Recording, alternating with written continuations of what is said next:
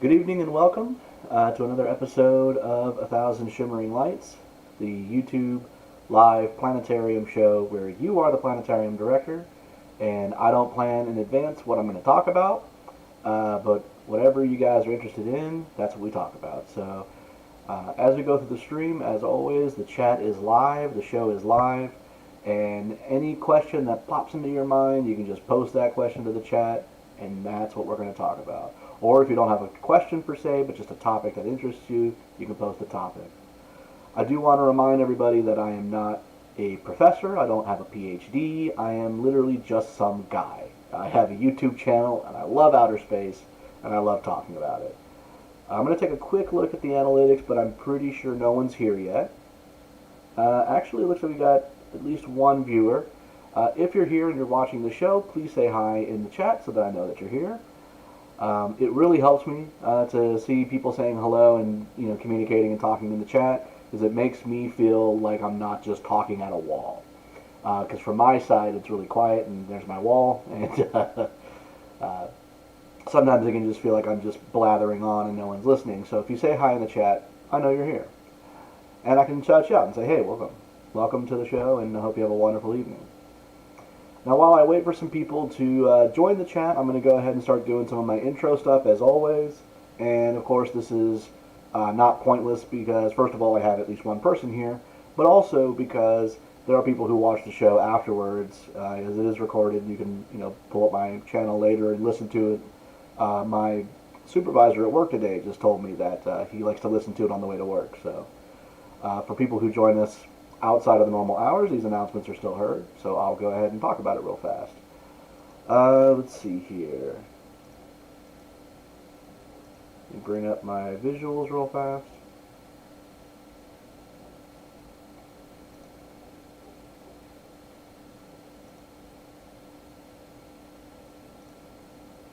There we go. I like to use Wikimedia Commons for all of my visuals because it's royalty free. So all credit to the original people, whatever. It's Wikimedia Commons. This is all nonprofit anyway. My channel isn't monetized. I don't make any money off of this. So, but nonetheless, to avoid copyright strikes, I use Wikimedia Commons.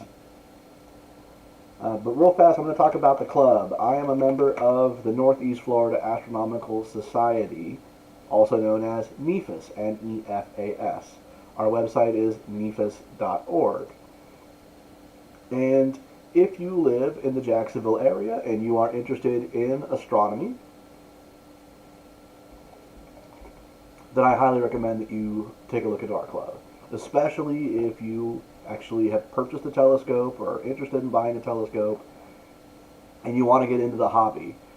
Being a part of an astronomy club is the best way to get into the hobby of astronomy because you're part of a community of people who will help you grow. You can pick each other's brains, I have grown so much more as an observer since joining the club than I ever did in all the years of just goofing off in my driveway.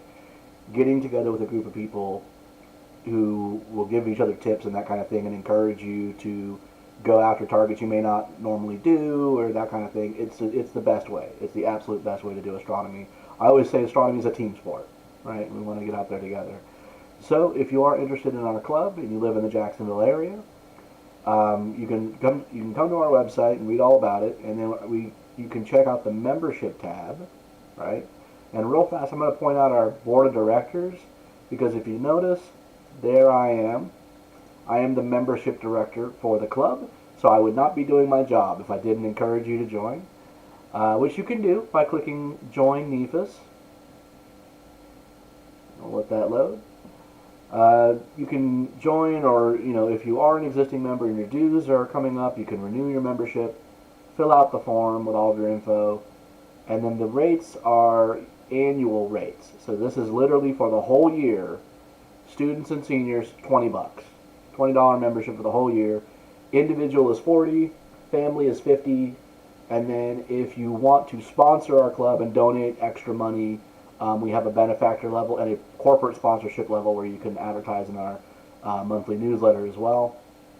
You don't get anything extra for being a benefactor other than every month in the newsletter we list who all the benefactors are and we occasionally honor you at meetings. But really, only do it if you just really believe in what we do and you want to give us more money. Otherwise, it's no different from the individual membership. And like I said, those memberships are annual. One of the other cool things about being a member of our club, XT6, we have, you'll see here, this is about a $600 telescope right now.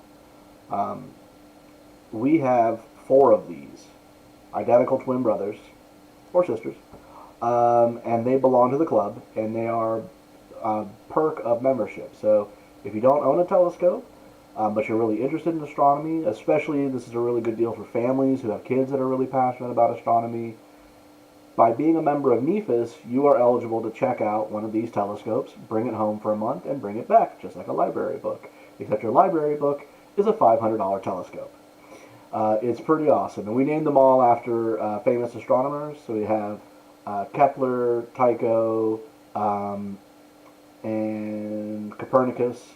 And then the 4th one was actually donated, so it's named Dr. Corby in honor of the person who passed away, and his widow donated the telescope to the club, so we named that one after him. If you live in the St. Augustine area, then instead of joining NEFIS, you can join the Ancient City Astronomy Club. I'm not sure if their website's up and running again. I know it was down last time I looked, but they're a great group of guys out of St. Augustine, and again, you can join their club. I'm not sure what their membership rates are, and you could be a member of both. I'm a member of both. Our current club president is actually a member of both, so you can do that as well. Alright, looks like we have maybe a couple of viewers. Again, if you're here and you're watching this video, say hi in the chat. Let me know that you're here. I'd love to hear from you, and we'll get the show started soon, I promise. But I do also want to quickly go over some of our upcoming events. We'll take a quick look at our calendar, as always.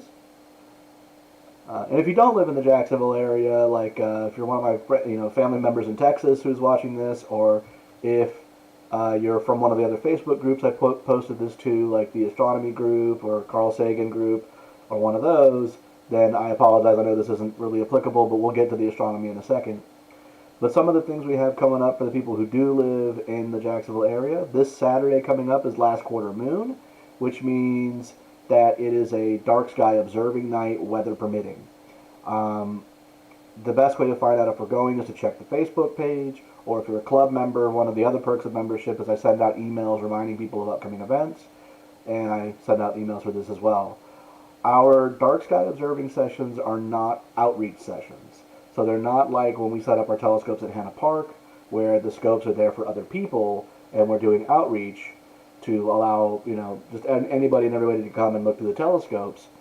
Our dark sky observing sites are for anybody and everybody who wants to come, but just bear in mind that it's not an outreach session.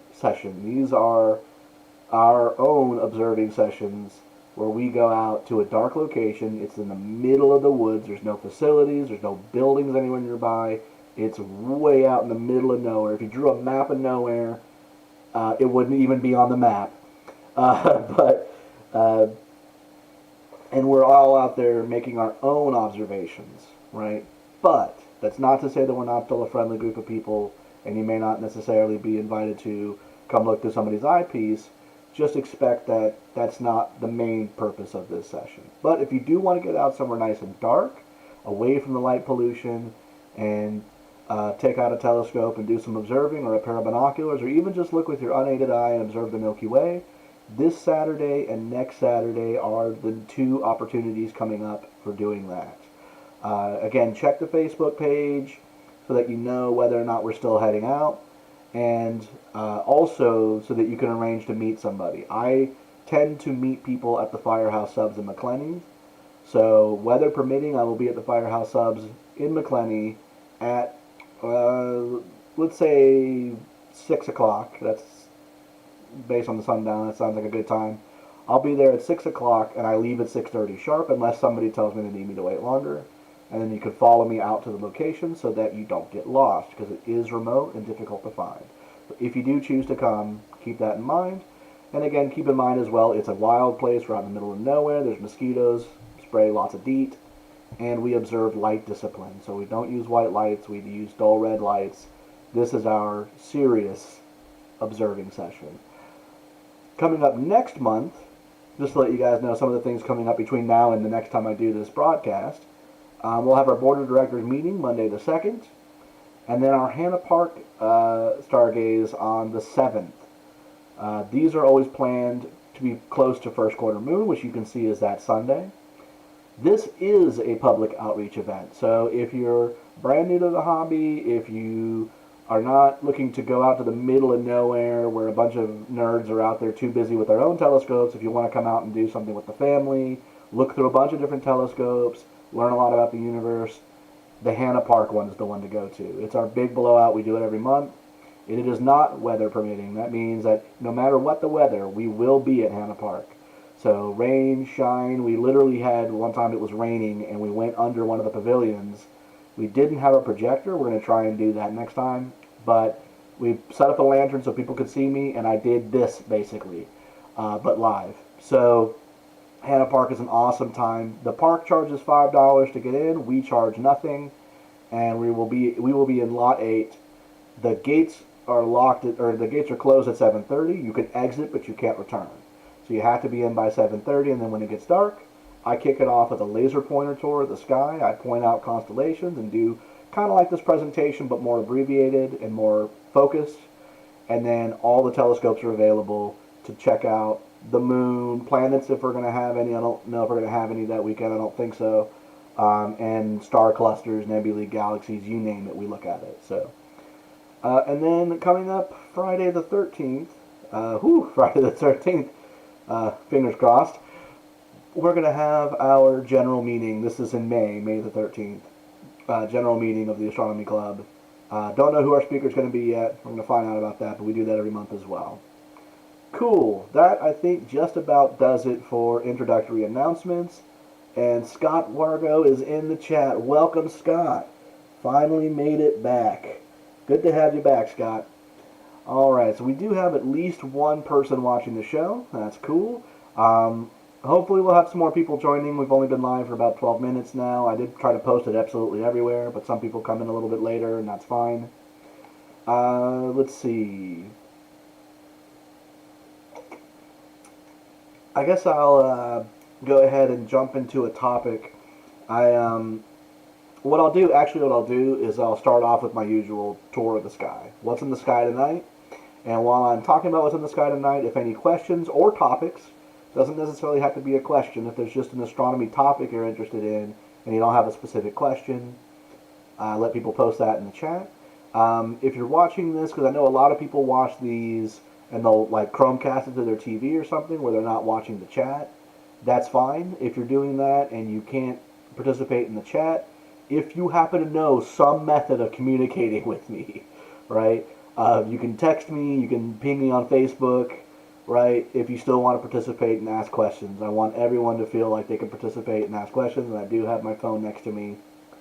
And I've had people message me on Facebook while I'm doing these sessions. I'll be checking all of that stuff.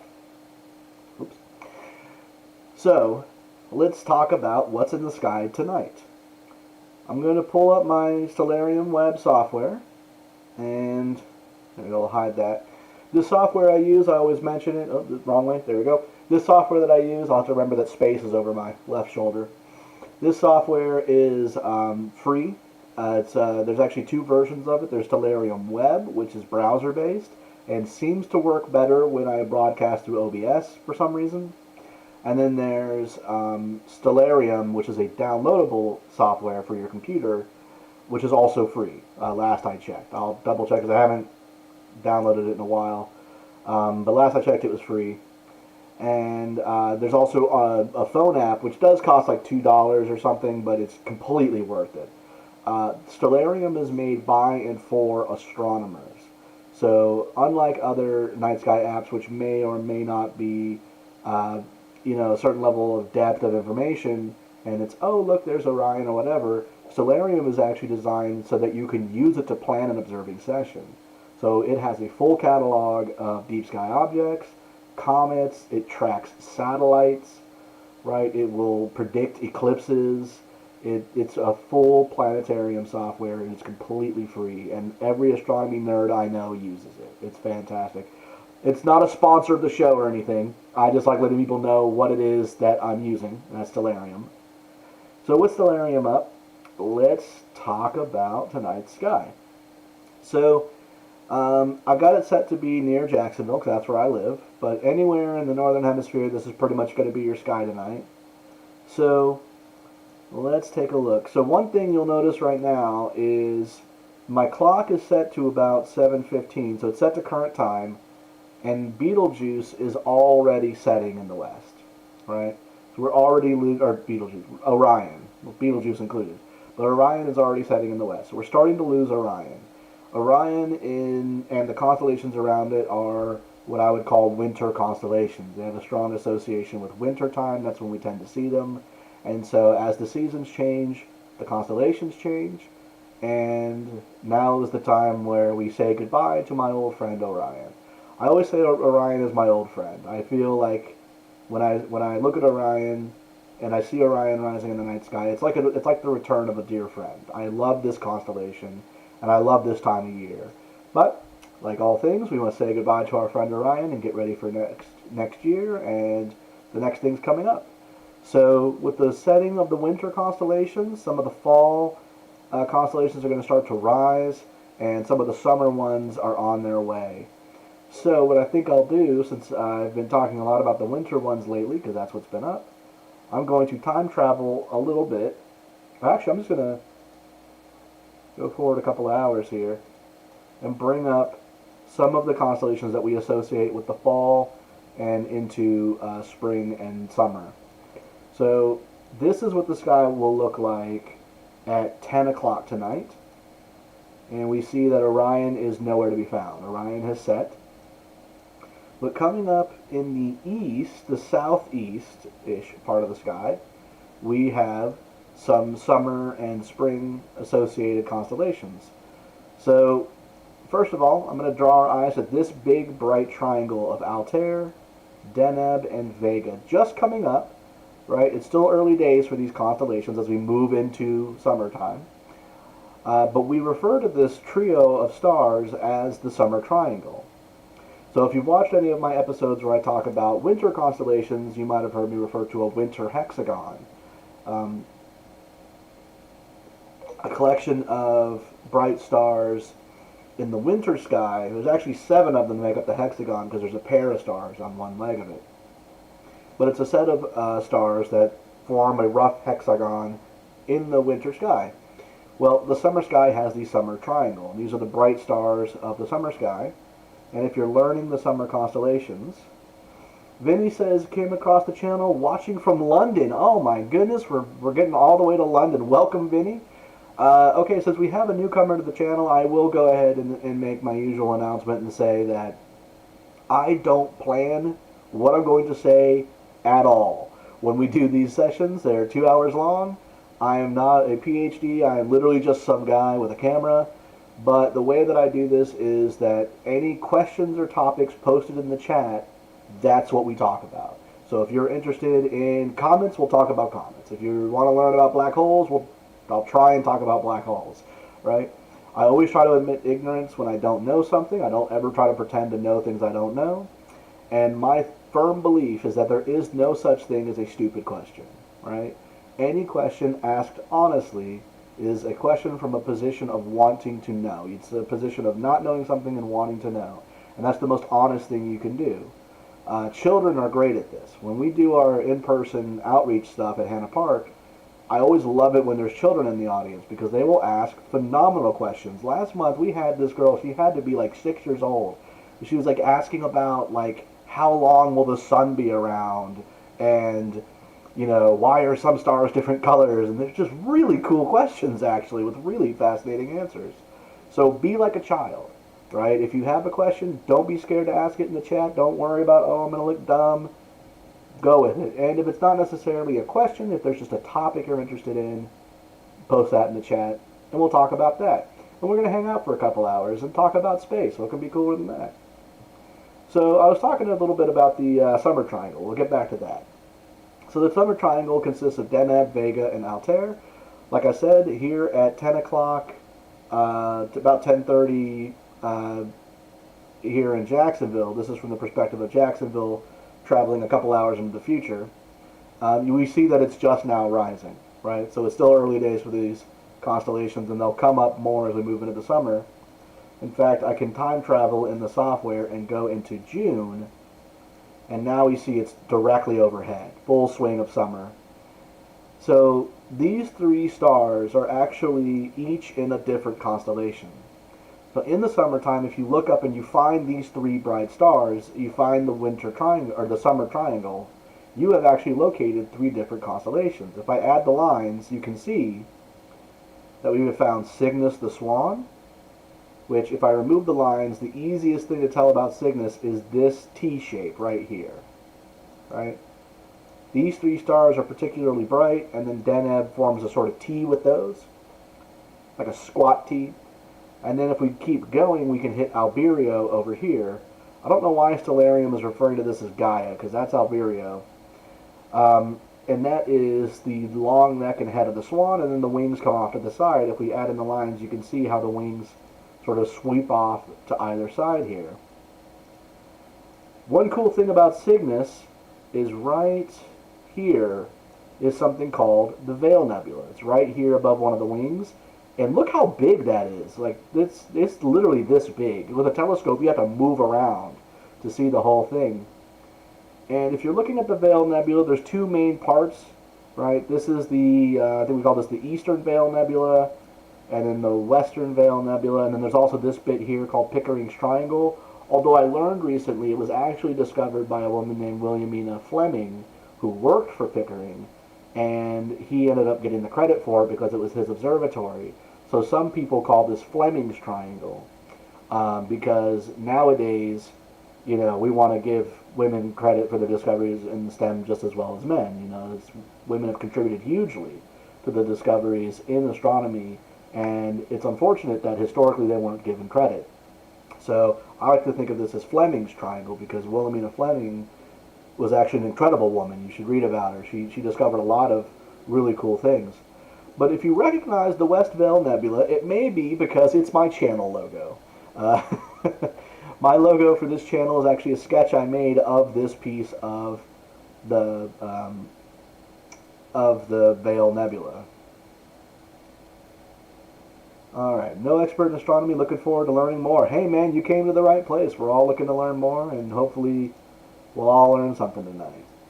So, now that we've found Cygnus, and we're down with the Cygnus, we can move over and find this bright star Vega. And Vega is a part of Lyra the Harp. So the easiest way to find this one, if we delete the lines, is to look for this bright star, and then to look for this parallelogram. Right? So there's three stars here, and a parallelogram. That's Lyra the Harp, and it's supposed to represent Orpheus's harp from Greek mythology. So if you know Orpheus the musician who played the music, it was like magical music, right? He got sad, everyone else got sad. That's supposed to be his harp. And then the third one here is Altair. Altair is the bright star in Aquila the Eagle. However, it's worth noting that a lot of these stars have Arabic names. Deneb actually comes from an Arabic root meaning tail because it's the swan's tail. Well, Altair, I believe, would be pronounced Altair, and that's actually where the main character's name in Assassin's Creed is Altair. And if you've ever played Assassin's Creed, you know he's associated with eagles, right? He's got the eagle vision. When you climb the tower and you look out, you get the eagle pose, right? The eagle flies off and you jump off the tower. Well, Altair is a part of the constellation Aquila the Eagle. These three stars are the head and beak of the eagle, and then we have a couple of stars coming out this way and this way to form the wings, and then the tail feathers are down here. So those are the three main constellations of the summer triangle. And let's see, what else can we look at? And then once you find the southern triangle, you can find some other constellations from that. I always tell people, learn to find bright, easy constellations and asterisms. Like the summer triangle is an asterism. That's what we call a pattern of stars that is not an official constellation.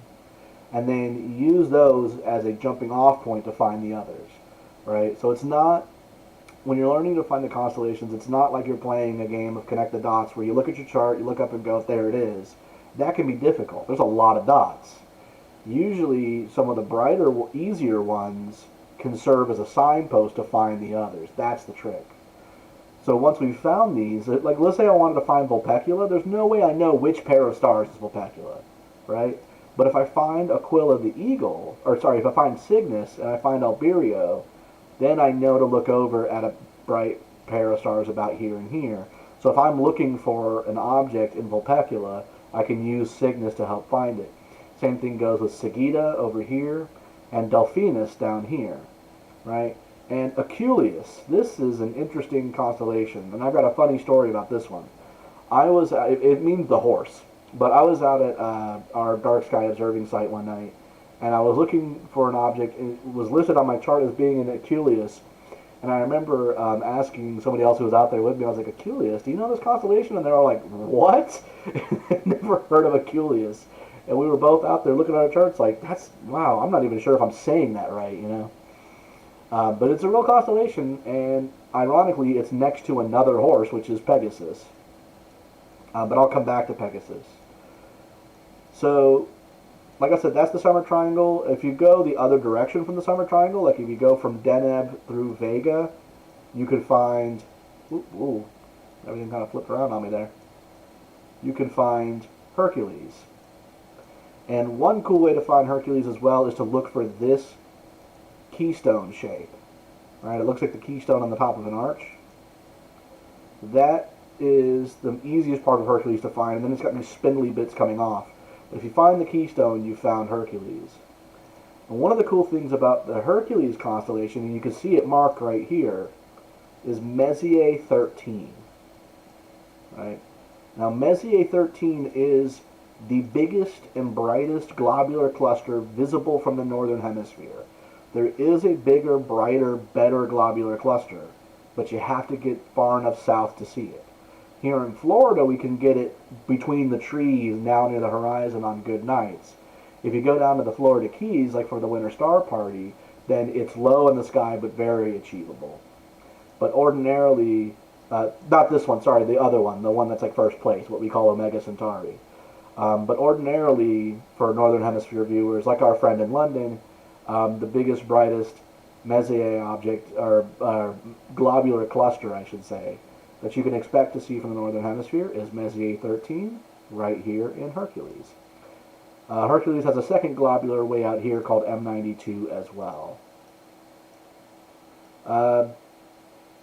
Let's move over. Actually, I'm going to check the chat and see if we got any questions or topics yet. Nope, people are just hanging out and watching. Cool, cool. If anybody is watching this and you haven't yet said hi to me in the chat, please say hi so I know you're here.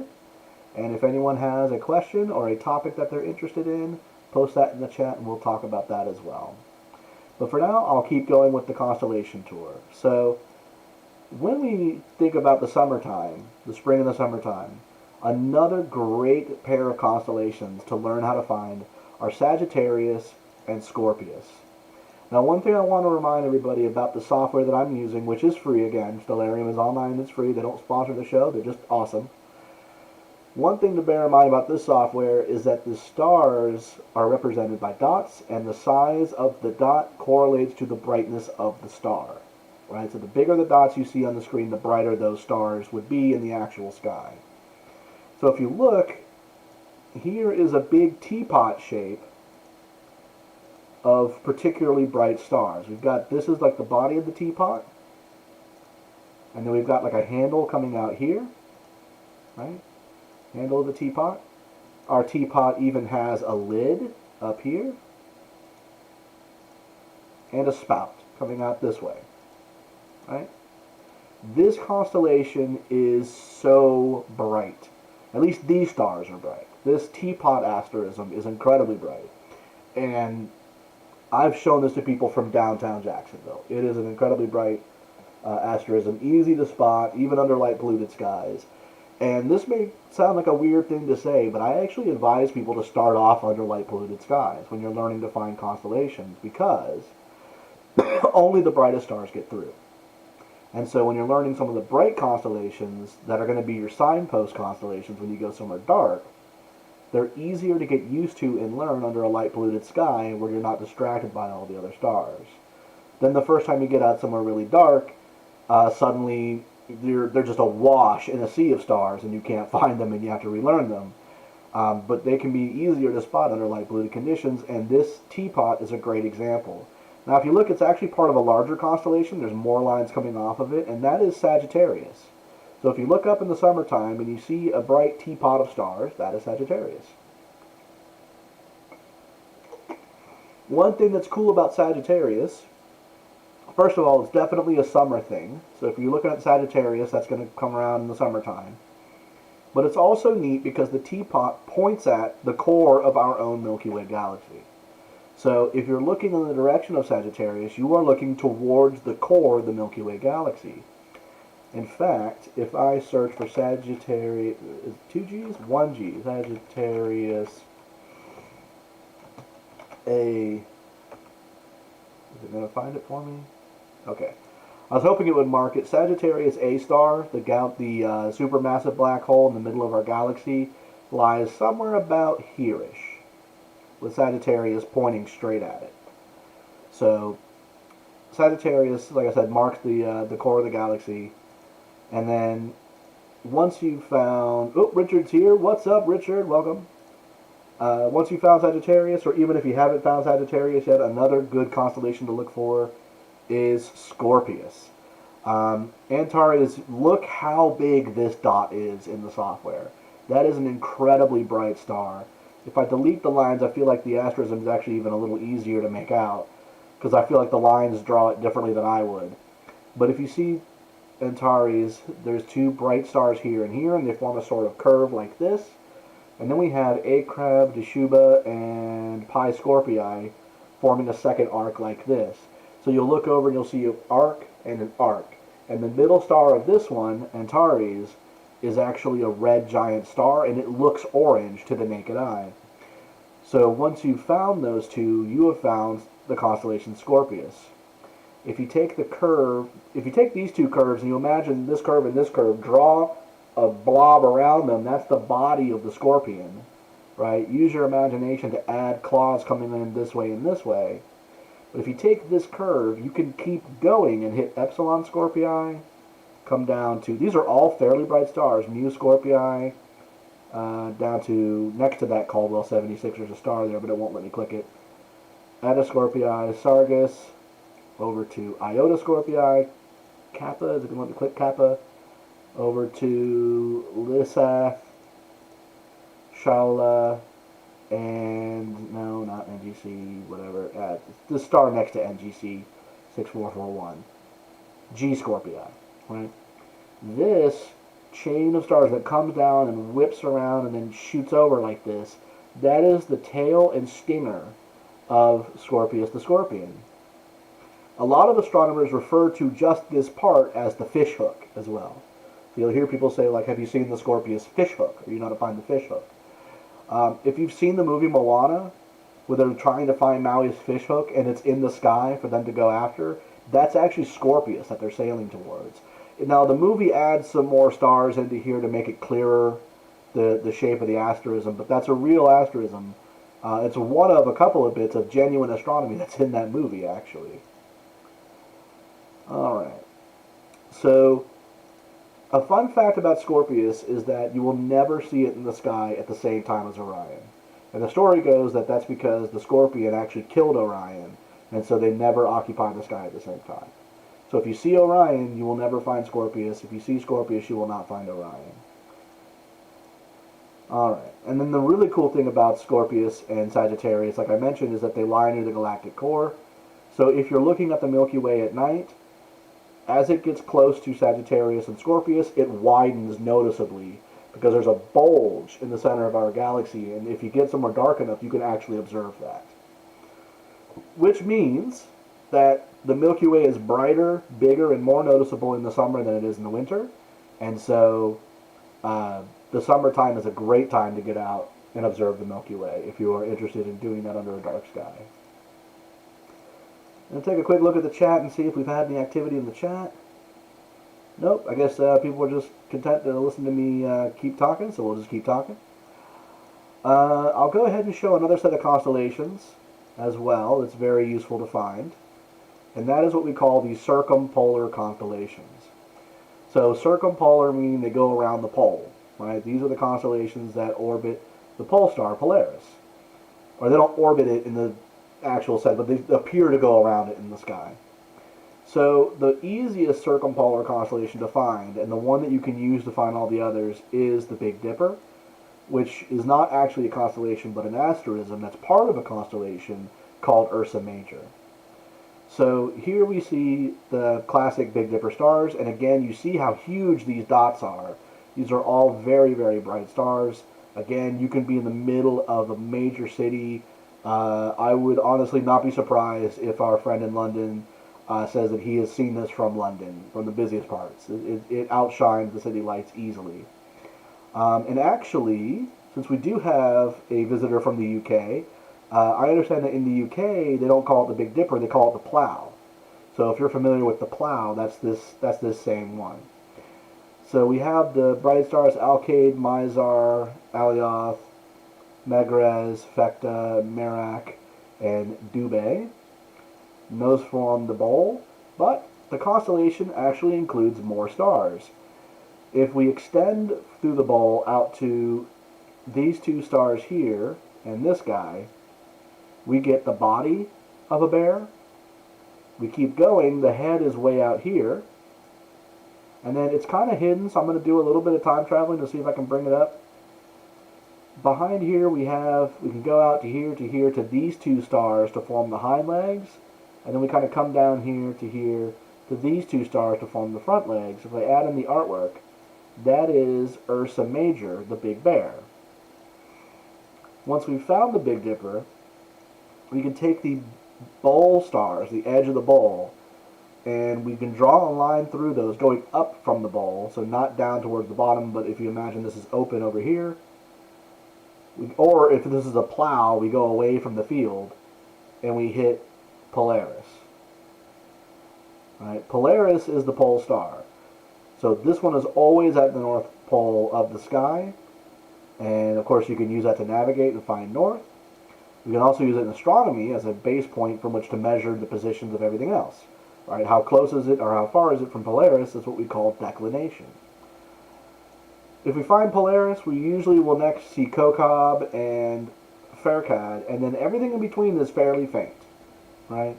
So from a bright city location, you're probably going to only see Polaris or Polaris in these two stars, or you may not even see Polaris at all if the conditions are super terrible. To get all 7 stars of the Little Dipper, you usually have to be somewhere fairly dark. But that is Ursa Minor, the little bear.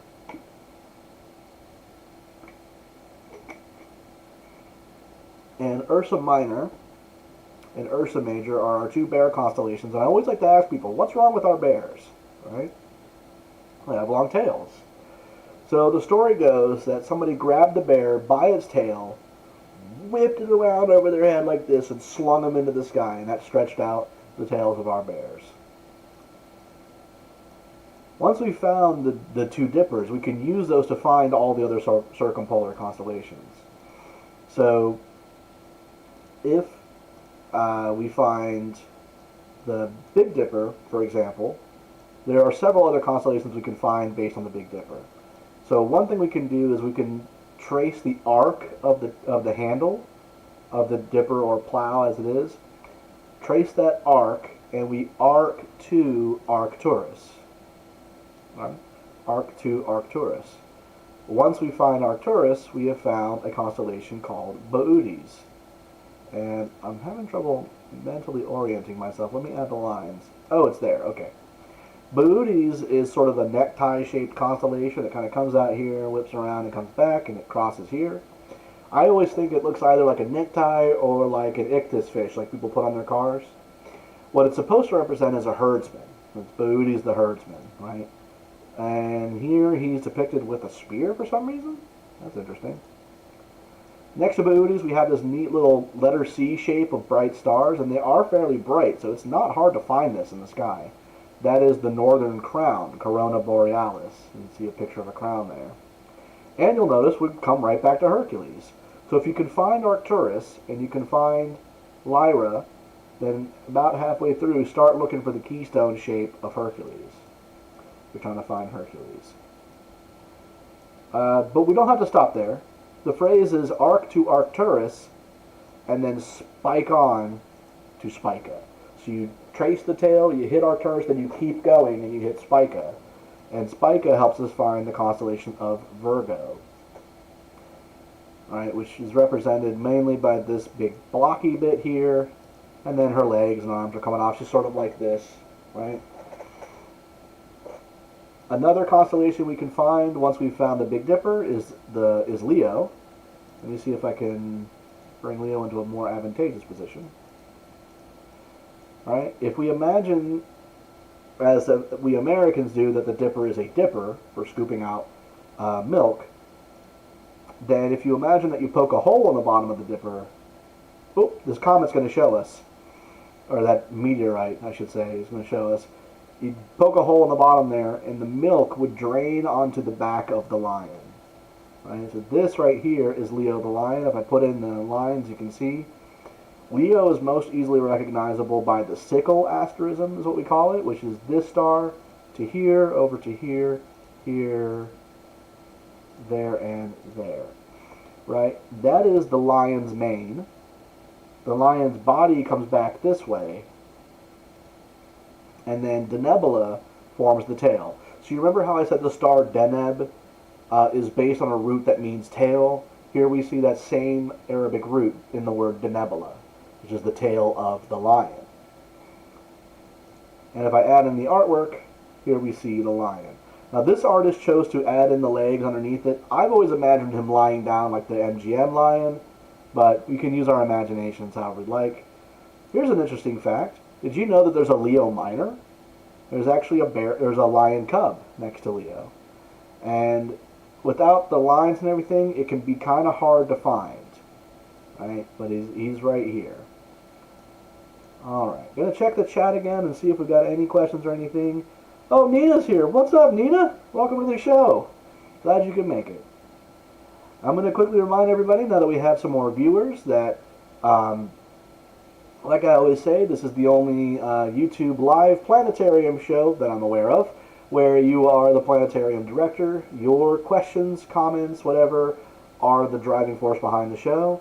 So I could probably just talk for 2 hours about random stuff, but I much prefer to have people asking questions, or if you don't have a specific question necessarily, post a topic that you're interested in. I want to talk about what you want to know. Alright, so as I talk, at any point, just start throwing those questions into the chat, and we will use those as jumping off points as we hang out for the next hour and 17 minutes talking about space. I also want to ask really fast, because we did do the Galaxy Special last month, where I did have a topic planned, and we talked about it continuously. And I want to know, do you guys like that additional structure? Should I have themes for the episodes, even if I still keep it kind of loose and allow a lot of space for questions? Or would you prefer if I keep it like it currently is, where it's just wide open, right? But that's up to you guys to let me know. But I don't have any questions in the chat just yet, so I'm going to keep talking. Also, if you do ask a question or have a comment and it feels like there's a delay since I answer it, right, it just means that this stream is actually on a delay. So you guys are receiving this after I've said it. So there's a bit of a delay in the live stream. Alright, so let's see here. What other constellations can I tell you about? Well, since we're talking about circumpolar constellations, I would be remiss not to talk about one of my personal favorites, and that is Cassiopeia. Let me... Where is Cass? Where is Cass? I rarely use the Dipper to find Cassiopeia. I usually just find it on its own, because I find it to not be that difficult to locate, because it is itself a fairly bright constellation. I see it there. It's low to the horizon. We need to time travel a little bit and bring it back. Okay, here we go. Oh, here's a fun one, Camelopardalis. It's a camelopards. What's a camelopards? It's what they used to call giraffes back in the Middle Ages. And it is nothing but faint stars. It is a very difficult constellation to find. It's kind of a pain in the, well, really long giraffe neck. Alright, so Cassiopeia, if I turn off the lines, it is still very noticeable. It's a set of bright stars. Again, you can see this from Jacksonville, from Orange Park, from London, if you're our friend joining us from London.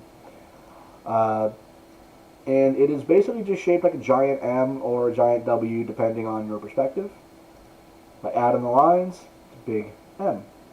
Cassiopeia is actually the queen of Ethiopia from the myth of Perseus. She's a woman on a throne, and doesn't she look regal? Look at her. If I add in the lines, there she is. Now, Cassiopeia helps us find another constellation. Because if we take the taller part of the M, you see how one part, I didn't mean to bring her up. You see how one part of the M here is sort of stretched out, and the other part is nice and tall? If we take this tall part and we shoot through it like an arrow through a bow, we hit Merak, this reddish star here. Then if we come back by 2 bright stars, we find Messier 31. What is Messier 31? Well, that's just a fancy name for the Andromeda Galaxy, our closest neighboring galaxy. And it is beautiful. It is an absolutely beautiful galaxy. It's only 2.5 million light years away, which is really close as galaxies are concerned.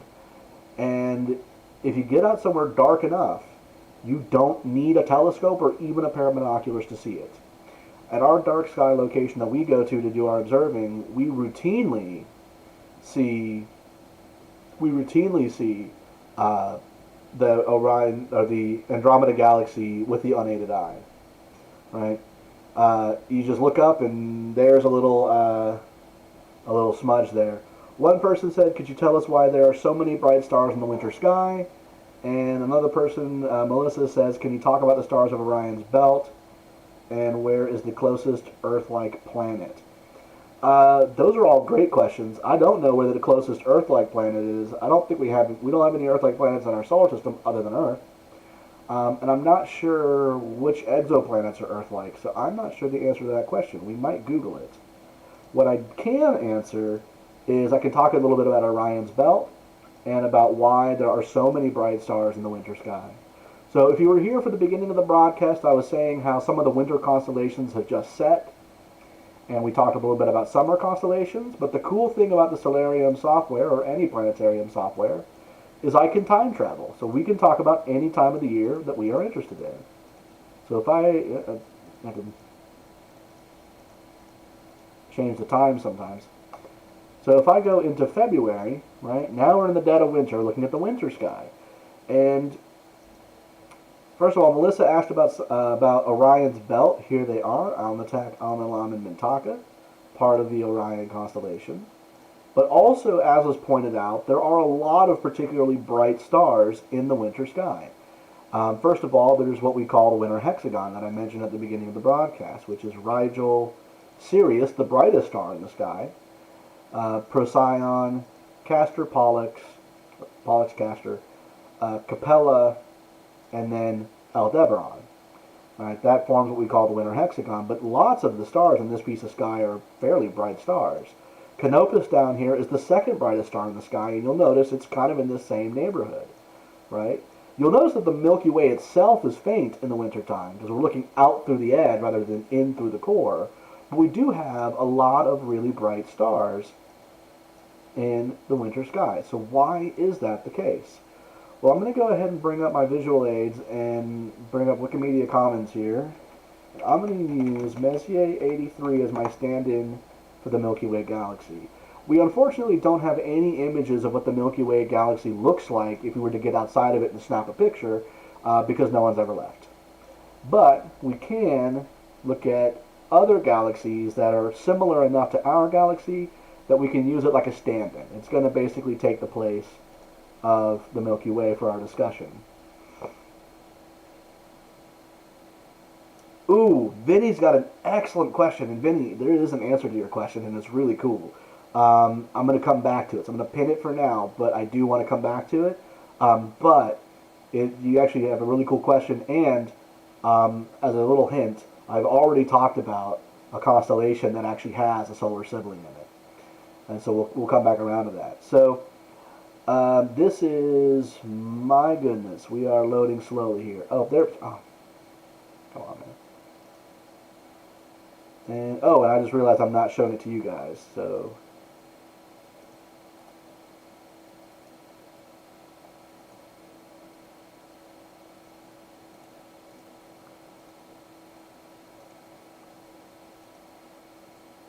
Okay, is it not going to pick it up?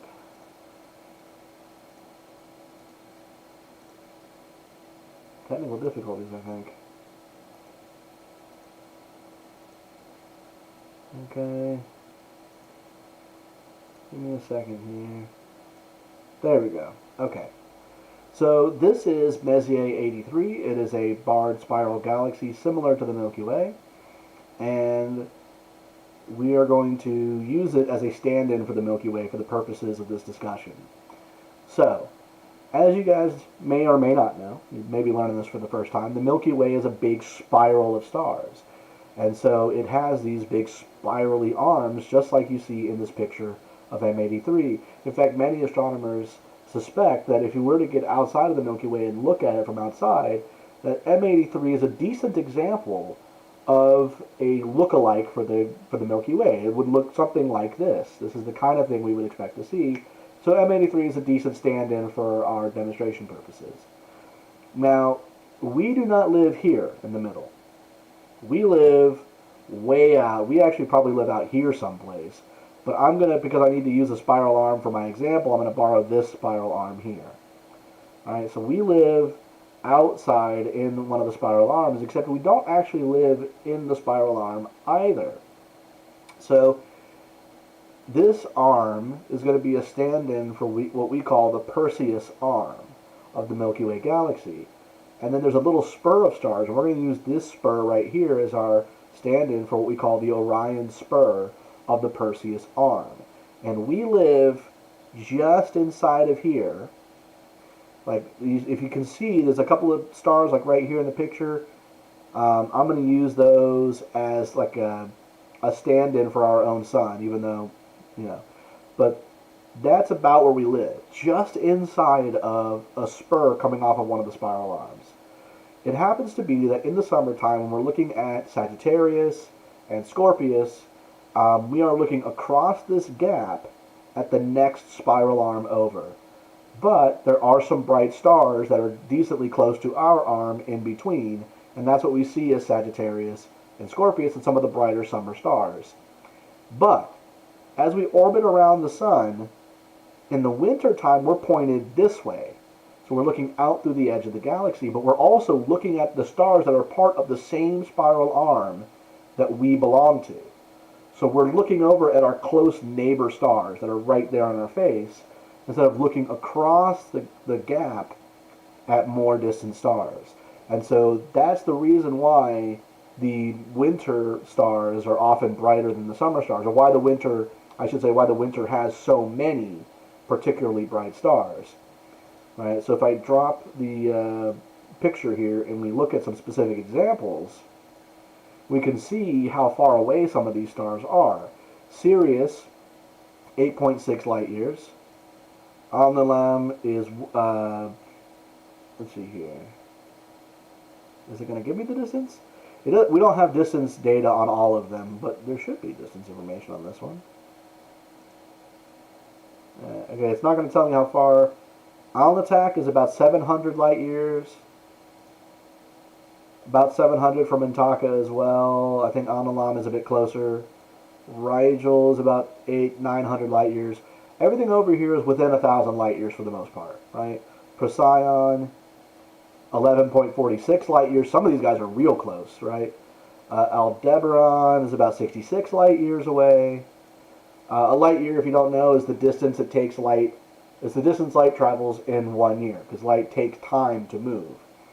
And it goes at 186,300 miles every second. So you can imagine how far 1 light year is. Let's see, Capella is 42 light years. You see how close a lot of these stars are. Some of them a bit further, like Betelgeuse and Bellatrix is 200. Actually, Orion is kind of back, because remember, Orion is actually in not the Spur, but the or no, it isn't the Spur with us, but some of these things are kind of distant. But if we go to the summertime, June, that's about 300 light years away. So we do have some close guys, 553, but there's a lot of these dimmer stars. Oh, that's a bad example. Okay, I'm picking nothing but bad examples right now, but there are some really distant stars in the summer sky. So that's part of the reason why there are so many more bright stars in the winter than there are in the summer. Of course, if I pick any bright stars, they're all going to look like they're close. That's why they're bright. But we just seem to have more of them in the winter. So Melissa wanted me to talk about the stars of Orion's belt. Did you have any particular question about the belt stars, other than to just point them out, or you just want to learn how to find them? I'll circle back around to that, and I'm going to answer Vinny's question. So Vinny asks, if stars are born in nebulae together, do we know of any other stars that were born alongside the sun? So I'm going to go back to the winter sky, because the winter sky has some really good examples for our purposes of these concepts. So if we look in the region of Orion and we find Orion's belt, right? If we look below the belt, we find these three stars that form a sword hanging from the belt. And if we look at the middle star of the sword, we find that it's not actually a star, it's the Orion Nebula. Stellarium web has a terrible picture of it. The downloadable version is better, but I'm going to pull it up real fast in Wikimedia so you guys can see it.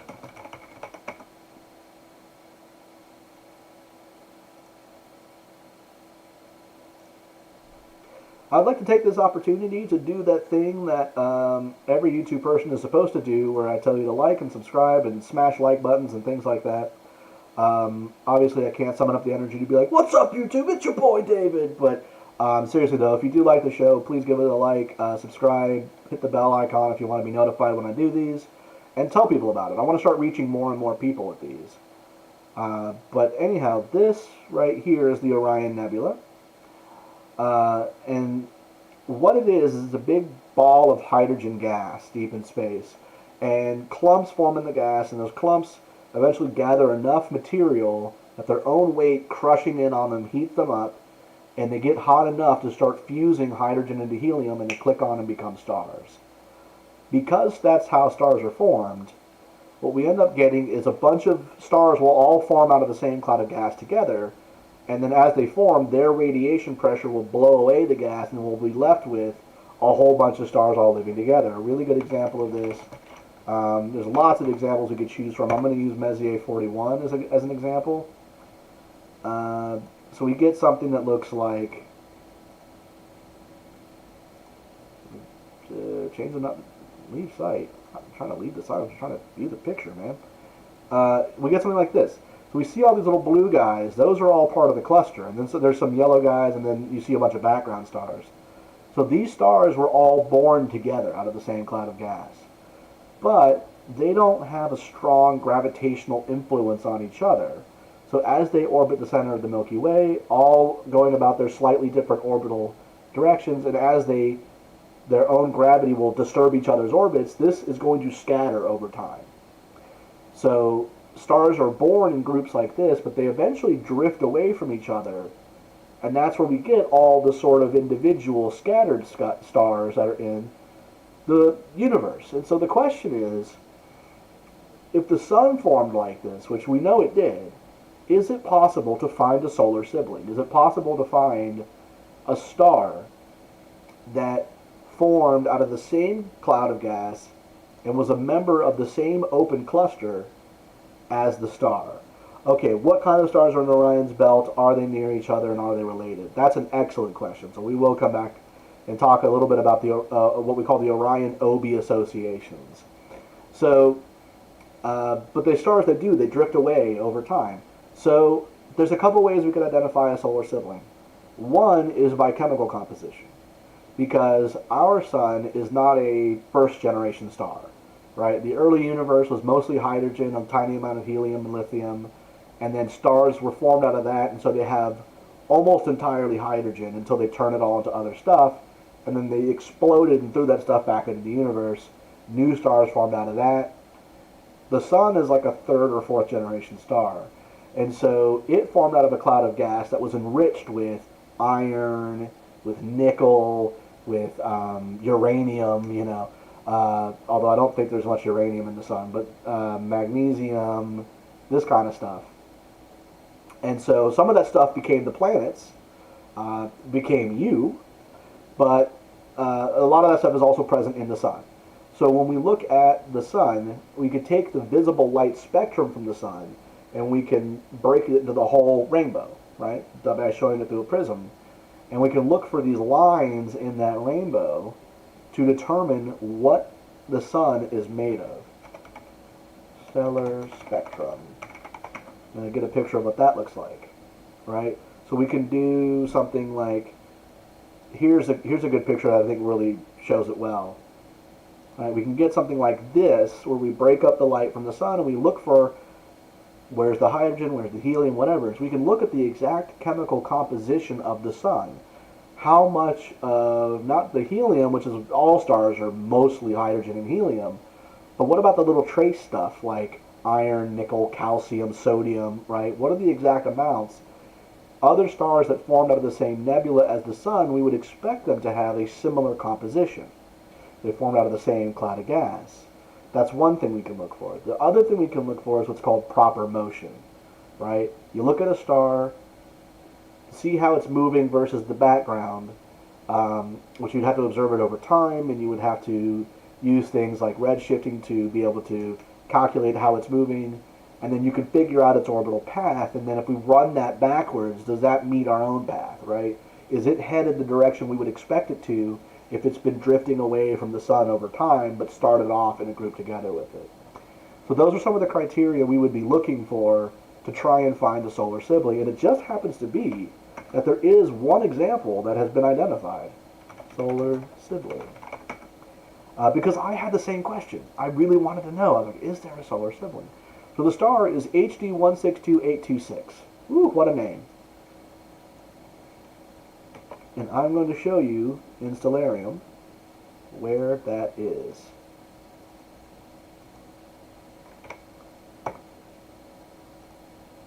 Okay, and we're really zoomed in, so I'm going to zoom out, and I'm going to time travel to bring it up into the sky. I'm going to add in the lines. It's right here in our friend Hercules. So, it's not a very bright star. Well, actually, oh wow, okay, it's the star of the beast apparently, but it's a 6.66 magnitude star. Stars' magnitude is a measure of how bright they are. It's a scale 1 to well, it's 1 to whatever. It's a logarithmic scale. To the unaided eye, 5th and 6th magnitude stars are going to be hard to see, right? They're going to be some of the faintest stars in the sky. You'd have to get somewhere very, very dark to see it, and you would probably have a hard time picking it out if no one's nearby it. But it is within visual range, and hypothetically, if you've got a chart of all the little stars next to it, you could put a telescope here, mark them all out, and then figure out later which one was HD 162826. But it's right here. It's right here, and look, it almost lies perfectly on this line here in Hercules, and these two bright stars are outshining it. But I bet you if you went out and you looked for these two and you pointed your telescope, you could easily figure out the third bright one over here is our guy. So this is the only known, so far, the only known solar sibling. So we know that this star formed out of the same cloud of gas and dust that the sun formed. It's the same original nebula as the sun. Or at least we know to a high degree of confidence that this is a solar sibling. So that's a very cool question. It's a question I myself was interested in and Googled and wanted to know more about. Now Melissa wanted to know what type of stars are in Orion's belt and are they near each other. So when we're talking about types of stars, I'm going to bring back this chart that I had up earlier. And is it gonna... Are we going to be difficult today?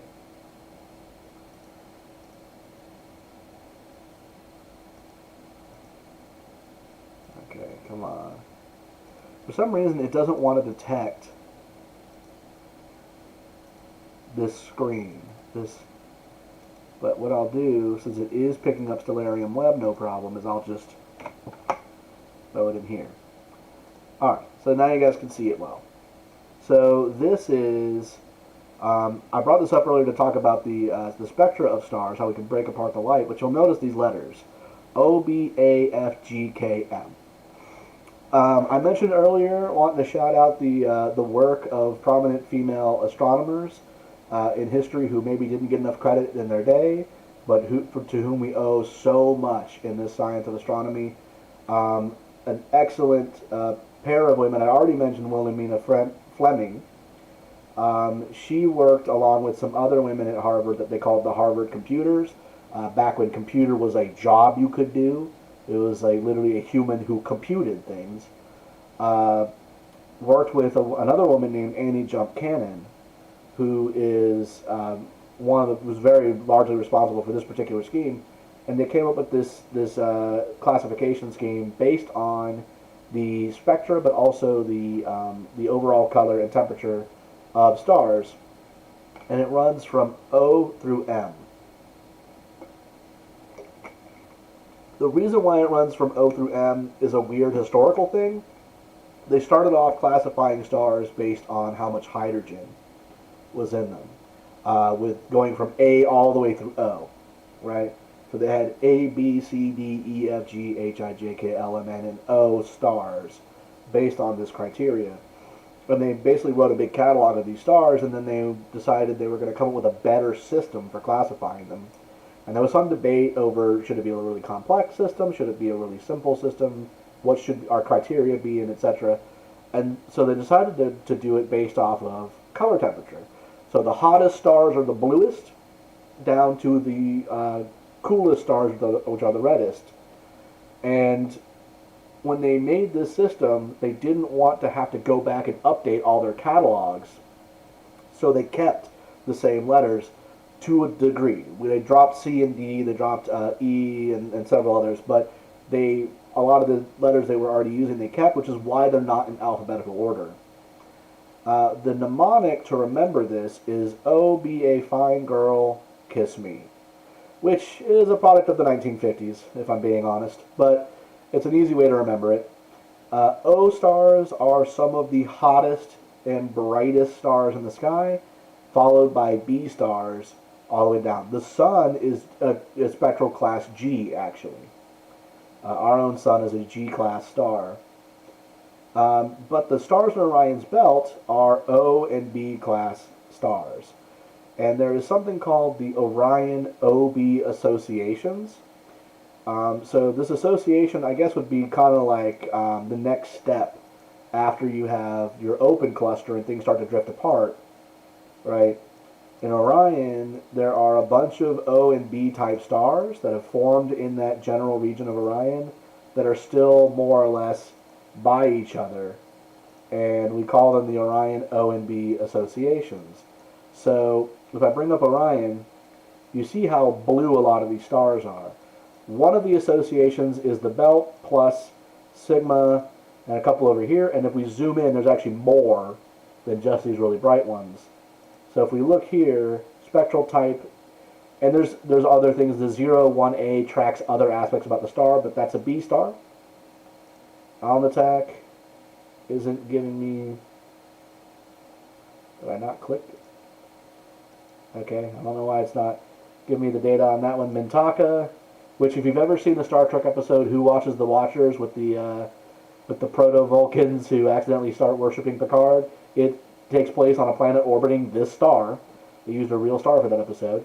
It's another B-type star. Let's see what we got here. Sigma Orionis. We've got a B-type right there. Right, there are some O stars in here too. I'm just not finding any of them.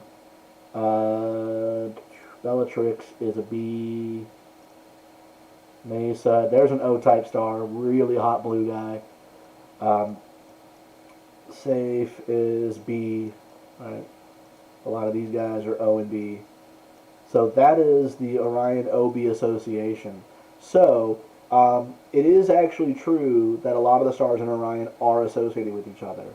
And when we talk about constellations, one thing I'm always quick to point out to people is that just because they look like they're close to each other in the sky and they form a constellation when viewed from the Earth doesn't actually mean that those stars have anything at all to do with each other. It's just that we can't tell the depth when we look at them from Earth. We can't see depth.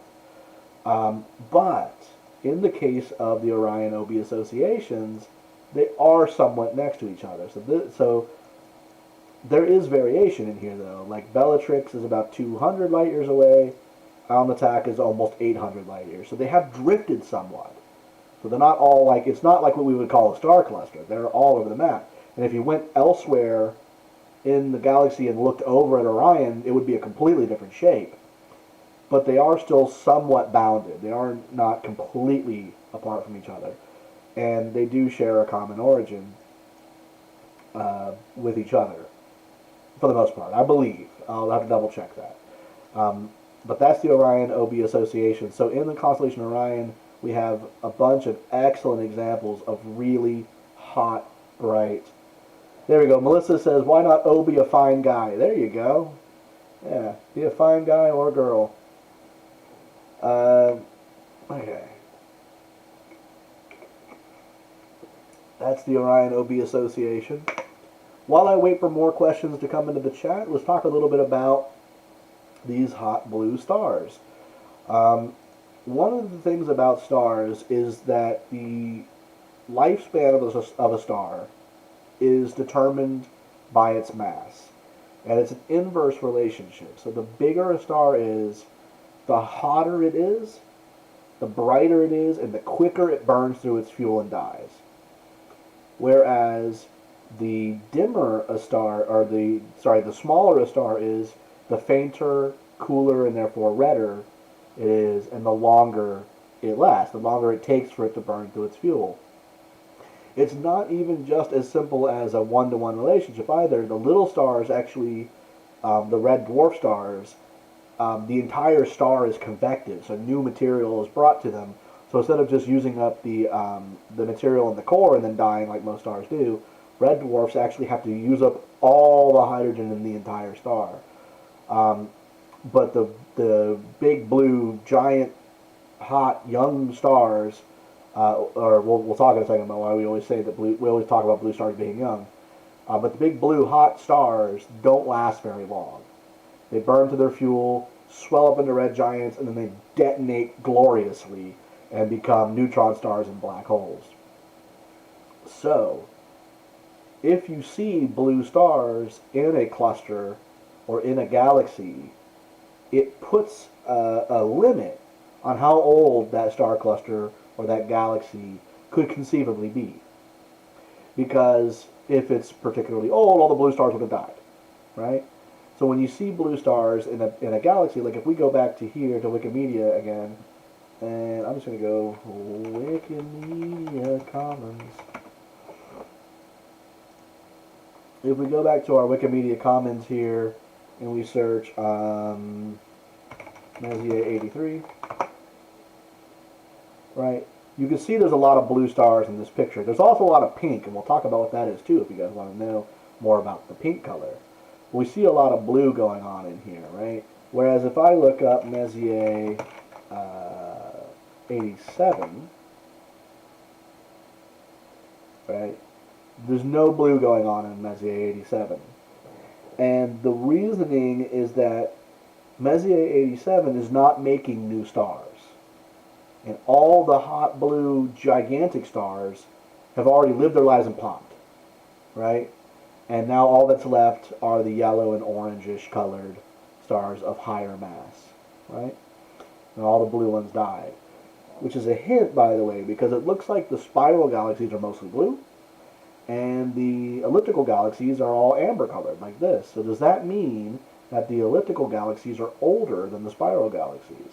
Does that mean that either when the ellipticals formed, the conditions of the early universe were different, and so that was the standard galaxy shape? Or does it mean that galaxies eventually become ellipticals because of interactions with the stars and with other galaxies and that kind of thing? And so when we look at elliptical galaxies, we're looking at a galaxy that's in its later stages of life, whereas the spiral galaxies are all full of blue stars and star formation regions because they're all younger, right? It's an interesting question. Or could they be the same age, but spiral galaxies just have better conditions for making new stars, so that they're replenishing their populations of blue stars as they die off? Those are all interesting things to consider when thinking about the ages of galaxies and galaxy formation, because there's still a lot of speculation when it comes to this. We still just don't quite have a full model for galaxy formation. Also, this galaxy, if you're interested, this is where they took the picture of the black hole, which is why you see so many pictures of it coming up in the search. Right, that famous black hole image was taken in Messier 87. Let's take a look at the chat. Any questions, any topics that you guys are curious about as we're talking about stars and things like that? Alright, I guess I'll just keep going then. We've got about 45 minutes or so left in the stream. If you're still hanging out with us, say hi or something in the chat so I know you're still here, man, and I'm not just talking to the wall. And again, I want to remind everybody, do not be afraid to ask if you feel like something's going to be, oh, Isaiah's here, what's up, dude? If you're worried that your question's going to seem silly or you're going to look dumb for asking a dumb question, there is no such thing as a dumb question. Any question asked from an honest place of wanting to learn is a good question. And oftentimes, those questions that grown adults are too embarrassed to ask, that children aren't embarrassed to ask and will just freely ask all kinds of crazy stuff, a lot of times those are the really cool questions. Because we get to learn about things like the sun's sibling in Hercules, or about why some galaxies are blue. William and Mary Huggins were Victorian astronomers from Tulsa Hill, where I grew up. Unusual for the time they published together. Another woman who deserves a mention. Yeah, awesome. Also, I forget her name, but William Herschel's sister. Right? We always talk about the Herschel of the NGC fame. Right? We've seen how everything is NGC this and that. William Herschel created the general catalog, and NGC is the new general catalog. But his sister did a lot of the discoveries that went into that catalog and helped him. First of all, he would be out with his telescope shouting at her, Caroline, thank you, Caroline Herschel. He would be inside calling out descriptions of objects, and she's notating them so he doesn't lose his night vision. But he also ended up training her on astronomy, and she made lots of discoveries herself. There are a great many objects in the NGC catalog that were actually discovered by Caroline Herschel. So she's an important person. Melissa asks a really good question. Where do nebulas come from, and do they die? So the answer to that question depends on the type of nebula. Excuse me, the type of nebula. Now, the second part of the question, do they die, is an interesting one from a philosophical sense, because when we talk about things dying in astronomy, these things aren't alive, right? A star isn't really alive. It doesn't meet the biological criteria for life. It doesn't have cells. It doesn't evolve. But a star is alive in the sense that it undergoes a process, and that process can end. So that process is fusion. So when we talk about stars living and dying, we're talking about the fusion process that goes on inside that star that eventually runs its course, and the star goes kaboom. Well, some stars go kaboom. There's difference for different kinds of stars. Nebulae don't have a process like that. So we don't usually hear people talking about like the inevitable death of a nebula. But nebulae don't last forever. So one way to answer your question is that they do die, in that they eventually get dispersed. So we'll actually start there, I think, and work backwards, if that doesn't seem too weird a thing to do. So stars will form inside of a nebula. Actually, I'll bring up my things here. And, you know, everyone uses the Orion Nebula all the time. I'm going to mix it up a little bit. We're going to go Lagoon Nebula. I love this nebula. It is one of the beautiful nebulae in the universe, man. It is something else. Where's a really good picture? We'll take this picture of it. All right, so this is the Lagoon Nebula. And you'll see there's a lot of stars in here, right? So what happens in a nebula, as I was saying before, the little clumps will form. I say little, they're the size of the sun. And actually the sun would be a really small example. But clumps will form in this gas, those clumps will attract more gas through their gravitational pull, and they'll eventually get heavy enough, right? Because it's always crushing in on itself. Get heavy enough where it heats up, clicks on, and becomes a star. Fusion's going on inside that star. But the other thing is, you've probably heard of the solar wind, which is not really wind in the sense of like we feel it blowing against our skin. It's the term for all the radiation coming off of the sun. Because the sun is constantly throwing out particles and light and radiation in the form of electromagnetic radiation, but also in terms of things like alpha particles and stuff getting blasted out by the sun all the time, right? And so when we talk about stars, we often refer to radiation pressure. So stars will exert a radiation pressure on anything around them. And there's an attractive force that wants to pull more material into that star in the form of gravity, but the star is also producing an outward pushing force in the form of its radiation pressure. In fact, in the star itself, that's what's keeping the star in a stable condition, right? Every star is trying to implode and explode all the time, right? It's always trying to crunch itself into an infinite point by its own weight, but the radiation pressure pushing outward resists the gravitational pressure collapsing inward, and a star is stable. But a star will also exert radiation pressure on the gas around it. And so, as more and more stars form in a nebula, they will blow that gas away. What's important to remember about nebulae is even though when we look at them in pictures like this, they look like these thick clouds of brightly colored gas, the truth is that even within a nebula like this, it's basically a vacuum. It's still so tenuous and so thin that it's almost indistinguishable from a hard vacuum. And if you made a nebula out of oxygen and you were in it, you would literally suffocate. It's very, very, very thin, but when we're far enough from it and it's been ionized by this radiation, because the star's radiation will excite the particles in that gas and make it glow. That's what we call an emission nebula, like this. It's useful to remember that this is actually very thin material here. Some of these dark patches are just areas where it's thick enough to start blocking some light. And eventually it's going to kind of blow the last bits of that gas away, and it's going to disperse into the surrounding hard vacuum, basically, and become so tenuous that you're looking at individual parts per million, or particles per a certain volume, to the point where that gas might as well not be there. And so in that way, a nebula can be blown apart by the stars that make up that nebula. So that eventually, what you start off with looks like this, and what you end up with looks like, what's another example I can use? Let's go with the wild duck cluster. This is a really nice one. Right? And this is what you end up with. So all these stars were born out of a nebula, but the nebula itself is nowhere to be seen. Right? It got blown away by all the stars that formed in it. And so it's an interesting fact that not all the gas gets used up. Right? Some of it's used up, the rest of it's sort of blown away. And anytime you have particles of any matter in the universe, it is attracted gravitationally. So that dispersed nebular gas could go on to eventually get drawn into other nebulae and become a part of them. Now, where nebulae come from depends on the type of nebula, because what we've been talking about so far is one type of nebula called a molecular cloud.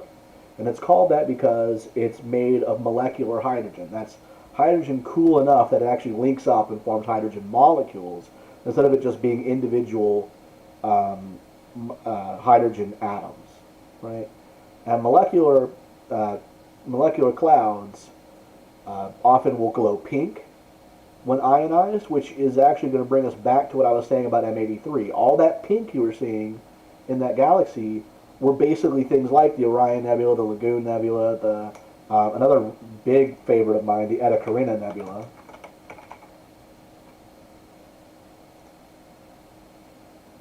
Oh boy. That's a false color image. Got to watch out sometimes. There's false color images.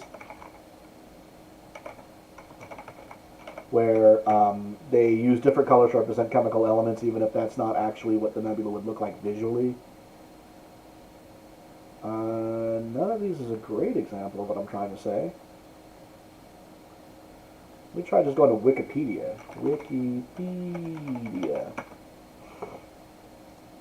Well, I'm pretty sure I can find you guys a good example of the Atacarina Nebula. Atacarina. Here we go. This guy, right? Again, very pink. So, that's cool. So anytime we see glowing pink, that's places where stars are forming in a galaxy. But there's other kinds of nebulae, right? So, another type of nebula is what we call a planetary nebula. And I always say this is the worst name for a type of nebula, one of the worst names for anything, because they don't have a thing to do with planets. Not at all. The term planetary nebula literally comes from the fact that somebody observed one and said, kind of looks like Neptune, but it's not really Neptune. And somebody was like, cool, we should call them planetary because it looked like a planet. They have nothing at all to do with planets. What they are is they're the leftover remnant of a star from about, oh man, I learned this recently too. I think it's half a solar mass up to 8. A solar mass is literally the mass of the sun. So the sun is 1 solar mass. So a star that is half that size up to 8 times, right? That window, I believe, I can double check that, but stars of that mass, they don't explode at the end of their lives. Instead, what they do is when they swell up into the red giant phase, the core does an alternating sequence of contract, expand, contract, expand, contract, expand, heating up heavier and heavier elements, but forces within the core stop it from expanding, and that energy of expansion has to go somewhere, and so it keeps pushing out the outer layers, and it basically puffs itself up and then blows out the outer layers of the star and exposes the core. And that's why planetary nebulae tend to be circular-ish, like the Ring Nebula, for example, right here. And in the middle there, you can see that glowy bit. That's all that's left of the core of that star. So this is not a molecular cloud. This is not a star-forming region. This is the leftover remnants of one individual star. But all of this blown-out gas can, like I was saying before, get integrated into what we call the interstellar medium. That's the very, very tenuous stuff between the stars, and can wind up being drawn into and becoming a part of a molecular cloud, so that stars that form out of that molecular cloud may have some of that material in them. Another contributor to the nebulae are supernovae. That's the really big stars, the ones that are more than 8 solar masses. They don't go gently into that good night. They explode, and you end up with something like this, the Crab Nebula. And what's really cool about this type of nebula, I am showing these, aren't I? Okay, good. What's really cool about this type of nebula is that it is seeded with all the heavier elements that star made while it was alive, right? And this gets us back to what I was saying before, which is that the early universe was just hydrogen and helium. All the other elements that exist, everything, the iron in your blood, the carbon in your cells, the phosphorus in your DNA, was made in the heart of a big star that exploded. And because these stars detonate, this stuff gets seeded back into the universe where it can be incorporated into some of these big clouds of gas.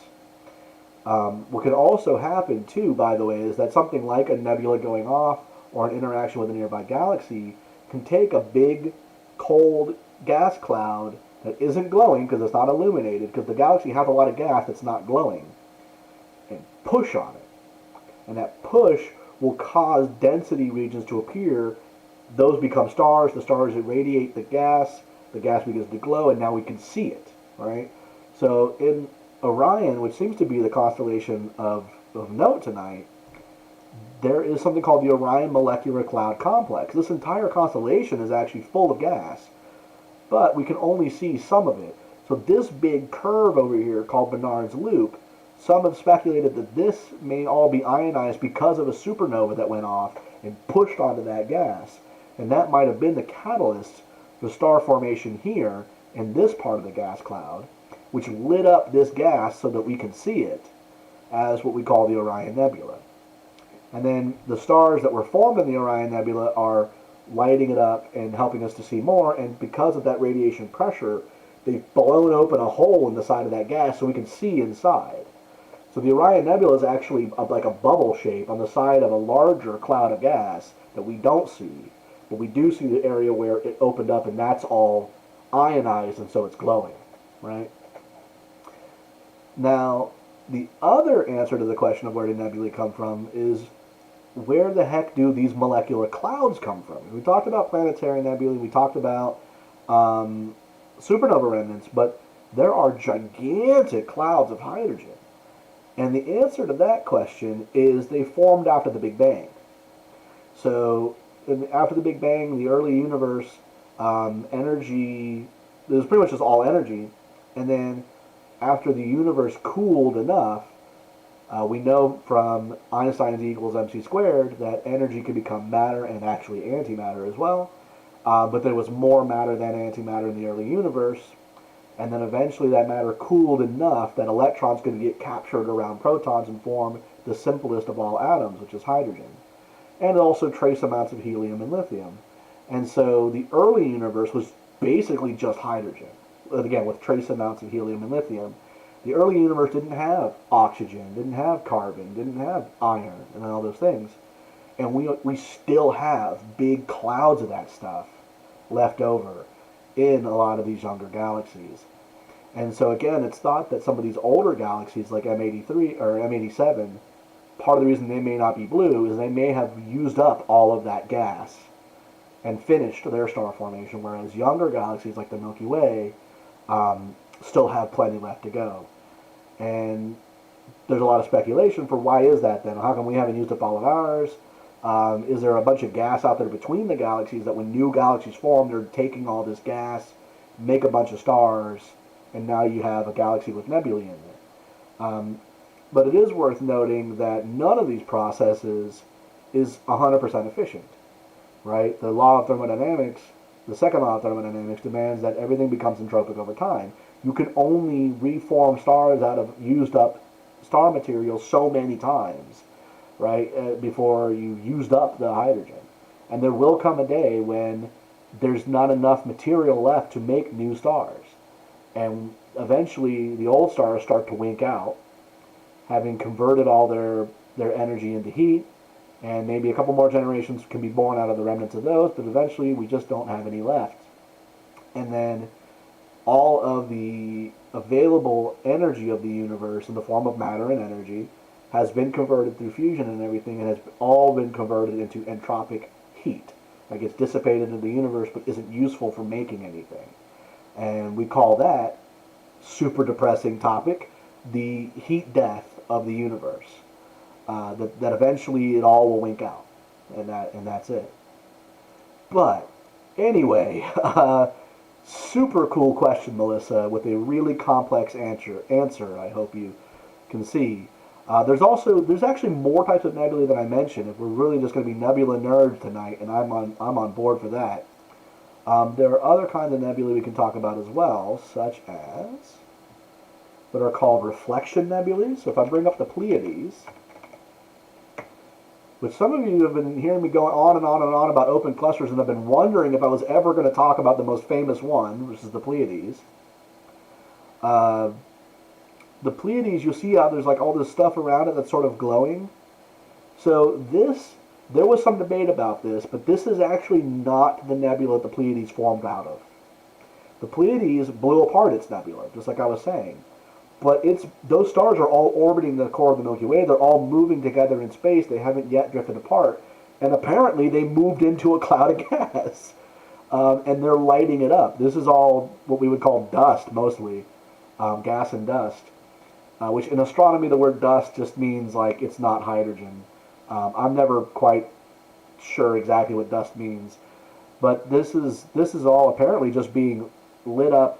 And it's not ionized, it's just illuminated by the stars of the Pleiades. So it's what we call a reflection nebula. They're much harder to see through a telescope than a emission nebula, which is one that's going to radiate its own light. such as supernova remnants, planetary nebulae, and those big molecular clouds we were talking about. There's also what is called dark nebulae. So if I bring up, can I look at, it's a good example of a dark nebula. I'm just going to type dark nebula, see if Wikimedia will give me a good example of one. Oh, right, the Horsehead. How can I forget the Horsehead? So the Horsehead is an example of what we call a dark nebula, and it is the same material as this stuff that you see that's glowing, right? There's actually no difference between the two. All this is the light is, some of this gas is ionized and it's glowing, and some of the gas is not ionized, but it's coming around in front like this and blocking that light, and so it's silhouetted by the bits that are glowing. Because it's important to remember these are three-dimensional things out in space. So the Horsehead Nebula is the silhouette of a column of gas being illuminated from behind by this big glowing bit of nebulosity behind it. So that's another type of nebula. Horsehead's a good example of a dark nebula. There's also a great example in the Atacarina Nebula. We've got these big streaks running through it here. But also, if we just pull up the Milky Way, right? Because our galaxy has some of these things you can see naked eye. If we go back to, here we go. You'll see these little dark streaks running through the Milky Way, and it looks, when you go out there at night, it doesn't, you don't usually see the brown color and stuff with your naked eye, but what you'll see is a lot of stars and a lot of stars, and then it just looks like there's a gap where there's just stars missing for some reason. But actually, there are just as many stars here as there are here and here. You just don't see them because there's more stuff between us and those more distant stars. And so it's filtering out the light of those distant stars and blocking it so that we don't see it. And so that's another type of nebula that exists in our Milky Way galaxy. Cool. Do we have any other questions from the chat? Okay, well, you really know that this is a live show because I have to use the bathroom. So I'm just going to turn my camera off, and I'll be right back.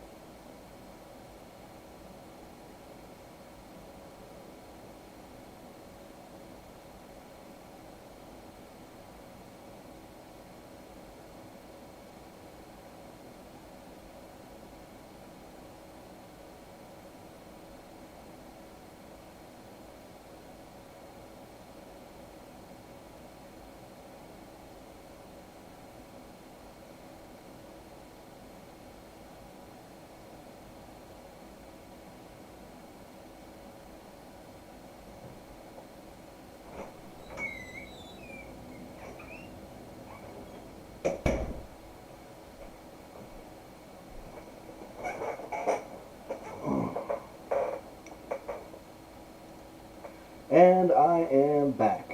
All right, much better. Let me check the chat real fast, see if we got any activity going on there.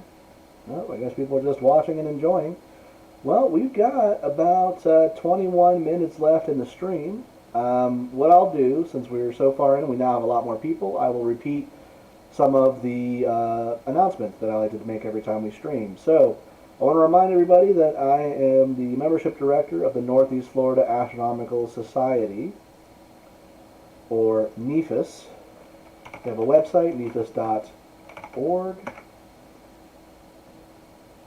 second to pull that up. Here we go. And if you are in the Jacksonville area and you are interested in astronomy, you can join our club by going under membership, join NEFIS. And I do highly recommend it if you are an astronomy person living in Jacksonville. We are the astronomy club in Jacksonville, and it's really good to be a part of the club. You can fill all this out. Our membership rates are $20 for students and seniors. These are annual rates, by the way. This is literally $20 a year for a student or a senior, $40 for an individual, $50 for a family, and then for people who just want to give us more money because they believe in what we do, we have benefactor, and we also do corporate sponsorships where you get to advertise in our monthly newsletter. But you don't get anything different for being a benefactor than you would for just being an individual member. That's just for people who really believe very strongly in our club and want to give us more. So don't feel like you have to do that at all. And like I said, these are annual memberships. And taking a look at our calendar, I'll just talk really quickly about some of the things coming up. This weekend and next weekend we have our dark sky observing sessions. Those are not outreach sessions. Those are, we go out there and do our own observing. So if you do plan to attend, just be aware of the fact that it's not an outreach session. It is still open for everybody. I don't want to chase anyone off. But I'm not going to be out there like, hey, welcome, here's the laser pointer tour. Come look through the telescopes. We're all going to be out there kind of doing our own stuff. I'm going to be doing my own stuff and trying to observe mostly objects on the Caldwell list is what I'm working on right now. But we are all kind of doing our own thing. But if you do want to get out under a nice dark sky, man, it is phenomenal. It is remote, though. It's in the middle of nowhere. If I drew you a map of nowhere, it wouldn't even be on the map. It is way out there. So if you're going to come for the first time, just be aware that it's a wild place. Be aware that we observe light discipline, so we don't use white light. We use dull red lights. I always bring red masking tape, and I convert people's flashlights. So if you bring a flashlight, I can make it dark sky compliant, and then follow me out there. I meet people at the Firehouse Labs in McClenny around 6 o'clock, around 6:30, unless I'm told specifically by someone that they're coming later, in which case I'll wait later. But otherwise, I'm leaving right at 6:30, and people can follow me out there so that they find it, because it can be difficult to locate your first time out. I recommend, if you are interested in that, checking out the Facebook NEFIS page on Facebook, because we do posts when these are coming up and make the necessary arrangements. I'm not sure if this weekend's looking good weather-wise, though. I'll have to check, but we'll see. And we do this around last quarter in new moon, so we don't have a moon, so it's nice and dark. So we can see all kinds of cool stuff out there. Coming up in May, we've got our Board of Directors meeting on the 2nd. That's open for members only, of course, and of course the Board of Directors, where members can come and see how the sausage is made and help us make decisions for the club. And then Saturday, the 7th, May 7th, we're having our Hannah Park Stargaze. That is our outreach event. So if you want to come to a big event where we're going to have a bunch of telescopes, I give a tour of the sky using a powerful laser pointer, and I show people what's up there. And then we turn people loose, and you can look at the moon, you can look at all kinds of stuff. The telescopes are there not for us, but for you at this event. Then you'll want to come to our Hannah Park event. They close the gate at 7:30, so you have to be in by 7:30, but you can leave whenever you'd like. The part charge is $5. We don't charge anything for our part. So when you get back there, once you pay your $5 to get in, we're free. And we're going to be and we're always in lot 8. And this is a non-weather dependent event. So no matter the weather, we are there. We had it one time, it was raining, and we went under one of the big pavilions, set up a lantern so people could see me because we forgot the projector, and I did this for 2 hours. I just talked about space just like I'm doing here. So no matter what, we will be hanging out talking about space. I also encourage you, if you have a telescope and you're not sure how to use it, come a little early to the Hannah Park session, because then we'll have time before people arrive to teach you how to use the telescope. That's one of the things we do. Also, if it's a nice sunny day, it may be worth showing up a couple hours early, because I like to go there ahead of time and set up a solar telescope, which is specifically designed to make it safe to observe the sun. So you can literally see like the loops coming off the sun. You can see that through this telescope. It's super cool. And I like to do that a little early before the thing really kicks off, so sometimes it's worth getting there a little early. I usually post if I'm going to do that. And then, of course, on the 19th, I'm going to... Man, I got to get to put this on the calendar. But I'm going to do another one of these. I do this the third Thursday of every month, so next month it'll be on the 19th. Cool. With the housekeeping done, let me go back and... Oh, and another thing, if you live in the St. Augustine area, check out the Ancient City Astronomy Club. A lot of us are members of both, and they're also a great group of guys. Still no new questions in the chat, and looks like we have 4 viewers right now. So, hey, man, if you're hanging out, say hi or something so I know you're still there.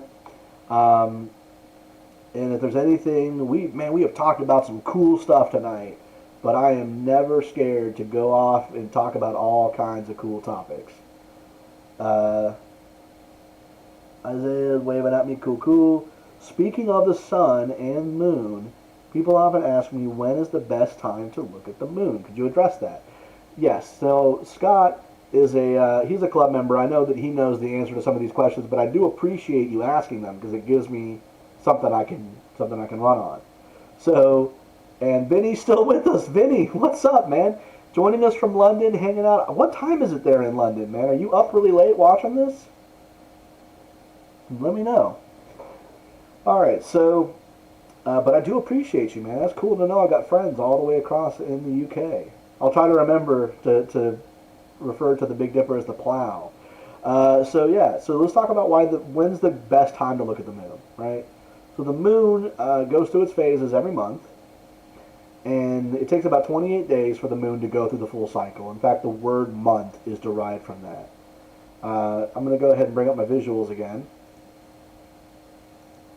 There we go. Let's go with quarter moon. Okay, so the moon goes through phases. Actually, can I pull up a GIF of like the lunar phases of the moon? Here we go. This is a cool animation right here. Alright. Ooh, it's also showing a really neat phenomenon called vibration. Can I blow this up any bigger? Yes, I can. Okay, so this is kind of an animation of what the moon does every month. You'll see it gets a little bit bigger, gets a little bit smaller sometimes, because sometimes it's a little bit closer than other times, which we can get into if you guys are really interested in that.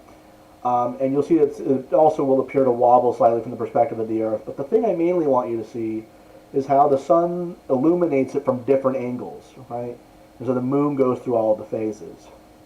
So, a good question that Scott brings up is if you're interested in observing the moon, when is the best time to observe the moon?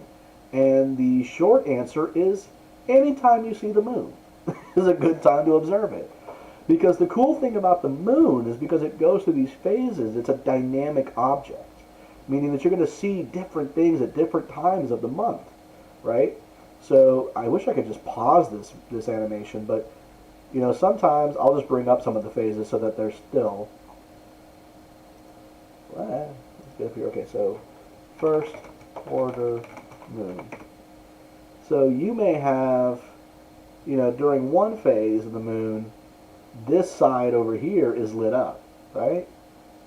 And so you can observe things on the lit up side, but you can't observe them on the dark side.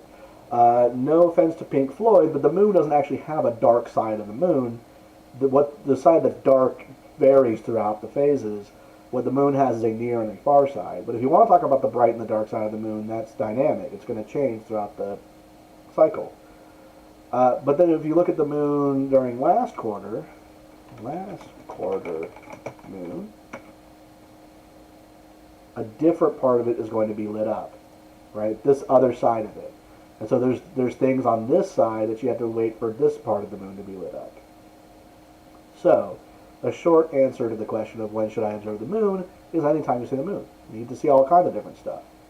A slightly longer answer is not during a new moon or a full moon. And the reason why is because during a new moon you don't see anything, right? New moon. The new moon, there's no pictures of a new moon because there's nothing to take a picture of. But basically, it's lit up from behind. So the side facing us is not visible. And not only that, but it doesn't actually quite look like this. It looks like this, right? It's somewhere in the sky, not being lit up by the sun on the daytime side of the Earth. So new moon is not a great time to observe the moon. But a full moon is also not great either, and we'll talk about why that is. Because you would think, man, if I want to observe the moon, wouldn't the full moon be the best time? It's completely lit up, right? Well, imagine if I have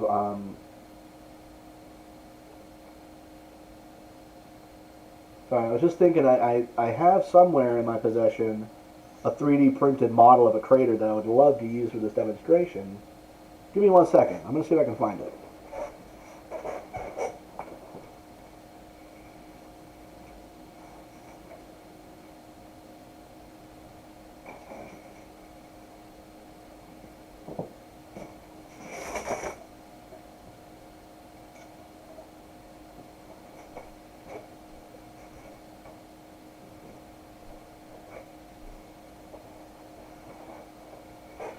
Okay, I got my prop, so I'm ready to do this demonstration. So, as you can see right now, I'm illuminated by the computer screen. This is, oops, I had it upside down. This right here, I'm just going to cover my face with it. I don't have to look around it. This is a model of Tycho crater, right? Now, right now, you're probably having a hard time seeing any discernible detail in this crater, right? It's all sort of washed out. And the reason why, the light is hitting it directly on the face, and so nothing is casting a shadow. But if I tilt it, you see how you can see more detail. You can even see that there's a peak in the middle right here. You can see every little bump and thing in this crater, right? You guys can see how as I turn it more face on, it loses detail until it's completely washed out at this point. And if I turn it to a shallower angle, more and more detail comes out of that model. I'm going to go turn the lights back on now.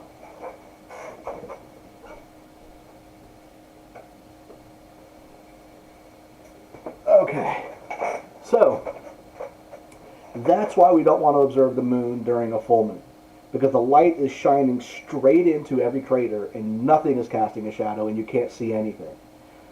But during a partial phase, we have this line that we call the terminators. I'm going to go back to last quarter moon. Quarter moon. So here,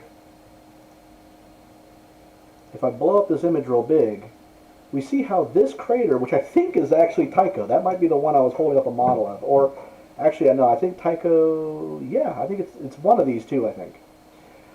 You see how we don't see a lot about it because the sunlight is hitting it directly. But look along the line between light and dark and look how much more dramatic some of these craters look. Especially look at these guys. Look at all that. So the longer version of the answer is observe the moon anytime you can see the moon. But partial phases are best, and looking along the terminator is going to reveal the most detail. Terminator is what we call this line that separates light and darkness. So that is the answer to Scott's question about when is the best time to observe the moon. And I can keep talking about the moon if you guys are interested in the moon. I'm going to check the chat. Melissa says, gotta go. Melissa, thank you. You probably already left, but thank you so much for being a part of the show and asking great questions tonight. Appreciate it so much. 7 minutes left in the show. Why don't we just keep talking about the moon? We're on the subject of the moon. We'll just keep talking about it. It's a really cool object. Another couple of things to look at, since we're talking about what to look at when you're looking at the moon. These dark gray areas, we call those Maria. It comes from the Latin mare, meaning sea.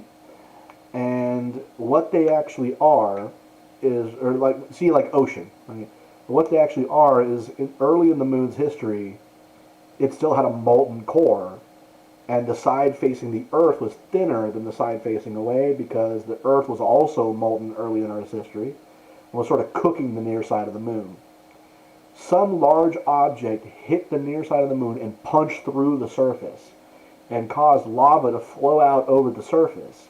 And like water, the lava filled in the deep places, right? And when it cooled, it left behind a smooth surface. Now, the moon is actually not that shiny. It looks shiny. It looks very bright. But that's because it's being illuminated by a really bright object, namely the sun. And we're looking at it at a distance where we can see that aggregate brightness. But really the surface of the moon is like the color of asphalt, right? But the areas where that surface is rough and busted up and powderized into what we call regolith, it's like lunar powder. All those various sharp angles of the little particles of the powder, all the mountains and crevices and all those things all give surfaces for reflecting light. So those are going to appear brighter. A smooth part of the moon is actually not going to be very reflective. And so these smooth areas left behind by that lava appeared a darker color as a result. But it's been a long time since this lava had flowed, and you see that things have actually impacted the lava areas of the moon. The Maria, the seas, have craters in them, right? And you can see that the Maria themselves are actually gigantic craters that have gotten filled in. This range of mountains right here is the rim of an enormous primordial crater. This, back in the early heyday of the moon, man, this thing would have looked like the Death Star, man. It would have had a big, huge crater on one side before this got filled in with lava. But all the really big, impressive craters got filled in. And these days, thankfully, the moon isn't getting hit by stuff large enough to make those craters. That's those kinds of large impacts are very rare events. They happen, every once every million or so years, probably longer than that. So we don't really get many of those these days. But these smaller craters do form here and there. There haven't been very many instances of people actually observing a new crater forming. Though it would be cool. It would be so cool. To be looking at the moon and see a flash and then there's a new crater there. That'd be awesome. Some other things to look for on the moon. See how some of this crater is really, really bright. And you see how there's like these lines coming out of it? We call those rays. What that is a crater is almost like a splash. Like the thing hits, it liquefies the rock. The rock comes up in the middle and hardens, which is why you get some of these peaks like you have in Tycho. But also, the debris gets thrown up and then it lands all around that crater, and there's no wind or anything to erase that. That only gets erased from other things hitting and throwing more debris until you can't tell where those rays are anymore. So young craters that have formed relatively recently, will be brighter in color, and they'll throw out these rays like this. So this is one of those things you can look for on the moon and see this crater is very bright, it has these big rays coming out. This is a more recent impact event, whereas this crater right here, you see it's very shallow, doesn't have any rays, right? Not very bright. That crater's been there a long time, and other impacts and just seismic events on the moon and things like that have slowly erased that crater, because there are forces that can lead to something like erosion on the moon without like wind and water.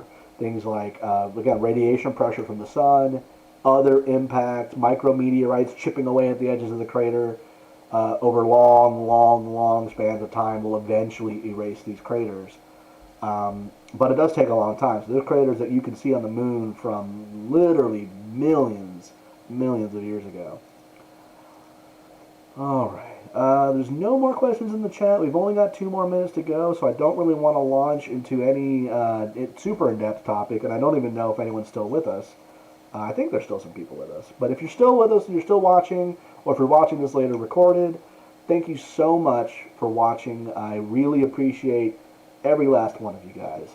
This is a labor of love for me. This channel isn't monetized or anything. This is just something I do because I'm passionate about astronomy.